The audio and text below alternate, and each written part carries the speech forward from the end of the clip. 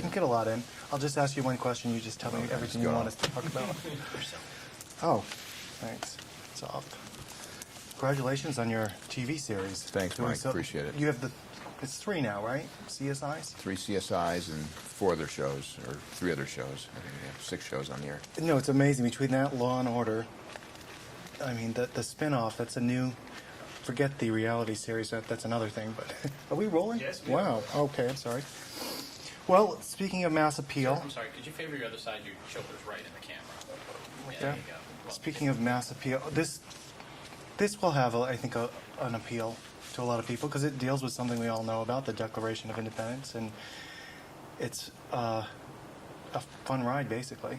Well, that's what we try to do. We try to entertain audiences. The fact that you have a map on the back of the Declaration of Independence and it's visible and takes you to an enormous treasure, which is real. We think the treasure is real. Treasure hunters are still looking for it. You think it's real? Oh, absolutely. Do you really think so? Absolutely. I saw the featurette you produced about this. Right. But okay. Sure, I think that the antiquities are hidden somewhere, and someday somebody will find them. There's this place called Oak Island, which has all these mine shafts, and people have been looking there forever. They think there's an enormous treasure there, but they can never get in because of the way the tides and the water are. So who knows? Now, why would they think that? Is there just some old stories similar to how you set this movie up? There's enough research and enough clues that have been left around for generations that apparently point to a treasure. Well, they don't have the skills of the character Nicolas Cage created, or his character here. I mean, he's pretty savvy. He gets. Well, some of them do. Some of the real tribe read a lot about treasure hunters when we were trying to make this movie, and they're pretty. Some of them are pretty smart individuals and do an enormous amount of research and use modern technology to find the treasures. Did you guys do research? A lot of research about what you were just talking about. And we did enormous research as far as history, how we can interject history into some of the clues.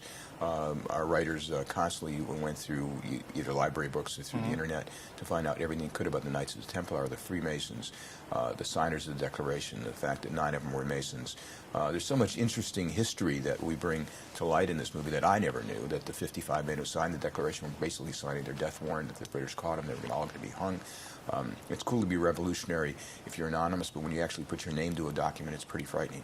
Well, then one other thing. I noticed, this is totally off the subject, this Declaration of Independence in the movie takes a beating. Right. I mean, I found that funny. I don't know if that was intentionally to be funny, that it's been opened and used. Right. Well, it's on fairly sturdy paper. Unfortunately, it's all fading. Okay, we've been wrapped. Wow. Yeah. Good to see you again. Thanks. Good to see Congratulations. you. Thanks for coming in.